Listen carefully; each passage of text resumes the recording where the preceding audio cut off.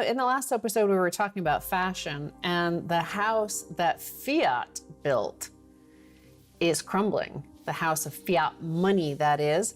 And you can tell that in what Max finally convinced Jamie Dimon here, Bitcoin price could 10x in the next 5 years, says Jamie Dimon, CEO of JP Morgan Chase. Of course, you and I have covered him for years here, even before Bitcoin, about the shenanigans going on at, if you can call it that, shenanigans, we'll say it politely, at JP Morgan. But he was dissing Bitcoin in 2013, 2014, 2015, 2016, 2017, 2018, 2019, 2020, and now in 2021, as you predicted, he capitulated and he's saying, hey, Bitcoin's going to 10x in the next 5 years. Yep. Jamie Dimon was critical of Bitcoin starting when it was at $200 a coin. It's now around $45,000 a coin. It's heading, as he points out, 10x from here. So he's looking for up to 450 to 500,000 a coin. And I've been telling you for years, I had this recurring dream about Jamie Dimon. He would be coming toward me at a deserted mansion in the Hamptons. And for years, he just got closer and closer. And then finally this week, he was in view. He was there on the floor weeping and sobbing and begging forgiveness. And like a good Bitcoiner, I forgive Jamie. And now he's one of us. He's now a Bitcoiner. I said the house that fiat money built is crumbling, and we see that all over the place. We've covered that in the United Kingdom, the gasoline, the petrol prices. All prices are rising across the UK, across Europe, across America, and we're starting to see shortages. A lot of it, the shortages of goods and services are caused by the shortage of workers who don't want to work anymore, but also who haven't been able to be trained because of everything being locked down for nearly 2 years now. We're heading to the second year anyway. One thing I could say about why in this sort of situation we might see Jamie Dimon going towards Bitcoin is that he sees the house of fiat money crumbling, right?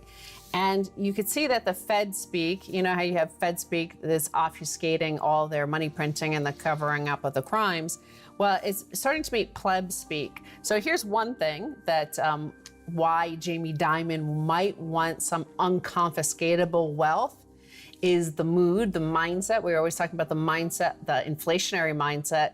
Well, part of that is this sort of headline: Berlin votes to target corporate landlords, socialize 250,000 apartments. This was a non-binding vote, but it shows you the mood of the people. About 60% of Berlin voted to basically seize 250,000 apartments from big corporate landlords, those who owned more than 3,000 apartments. They voted non-binding, but that they wanted to seize these properties and socialize them, give them to the people. Right, as you mentioned, Bitcoin is unconfiscatable. Imagine if Marie Antoinette had Bitcoin. She may have not lost her head, and that's what Jamie Dimon's thinking about right now. But the people in Berlin are facing this huge confiscation of property. Property can be confiscated. Gold can be confiscated. Silver can be confiscated. All the money at your bank can be confiscated. All these things have been, are, and will be confiscated. There's only one asset guaranteed to increase purchasing power over time that's unconfiscatable, and that's Bitcoin. And it's great for people who just want to get some wealth for the first time in their lives, like the folks in El Salvador who are putting away 10, 20 bucks at a time. This is the first time they've had unconfiscatable hard money. Or you're Jamie Dimon and you're trying to, hightail it out of Dodge before the pitchforks and guillotines show up. Either one, you're both welcome to join the Bitcoin revolution. Right. So, where we saw an exodus of Bitcoin and Bitcoin miners was from China. And now part of it was having to do with them shutting down miners because they said about electricity and electricity costs. Well, here's a headline which does not bode well for the money printers in the West, because part of what we've been doing, and we've been living off of debt, derivatives, piled on top of that debt, piled on top of our fiat currency rails, and more Fed speak, more and more Fed printing. Now the Treasury is printing, the government is printing.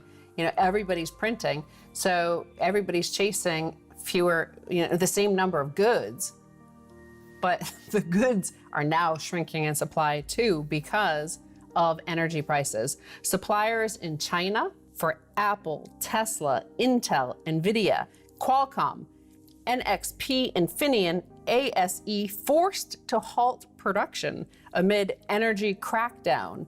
The everything shortage keeps promising to keep getting worse. Amid China's many crackdowns is a crackdown on energy consumption, motivated by a slew of reasons, including, most pressingly, spiking prices for coal and natural gas, particularly liquefied natural gas. China is the second largest importer of LNG behind Japan, as Europe and Asia compete for the supply. The supply of LNG for November delivery to Japan and Korea has exploded to $27.45 per million British thermal units on the NYMEX, up from a $6 range a year ago. And here's a chart from the CME group. Here's a year ago, and here is now. And that's part of what's driving what's happening in Europe as well, is because right now European prices for LNG are about $15, $16, and it's probably more by the time this airs. It goes up every hourly. So all the LNG, is going to Asia instead, because they're paying over $27 for their natural gas there. So, Europe had decided to go like on the open market, free market, free competition. And obviously it's a lot more there. And remember, in the United States, with all the fracking excess natural gas, we were down to like $1 something. So that shows you how much more they're paying in Asia. Right, so supply lines are breaking down and costs are going up, price of energy is going up. This has something to do, let's call it inertia. Right, so inertia, the law of inertia, things that rest at a stop tend to rest at a stop. Things in motion tend to be in motion, continue in motion. And when you come to a dead stop, like we had in COVID, the energy required to get it moving again is exponentially greater than the energy required before just to keep it rolling and ticking over. Yes. So you have the benefit for decades now of these major economies able to simply print money to keep the wheels of what was a lot of malinvestment going, even though a lot of these projects, the ghost cities in China or the white elephant projects in the United States, they were papered over with money printing. And then they hit that unmovable object called COVID in 2020.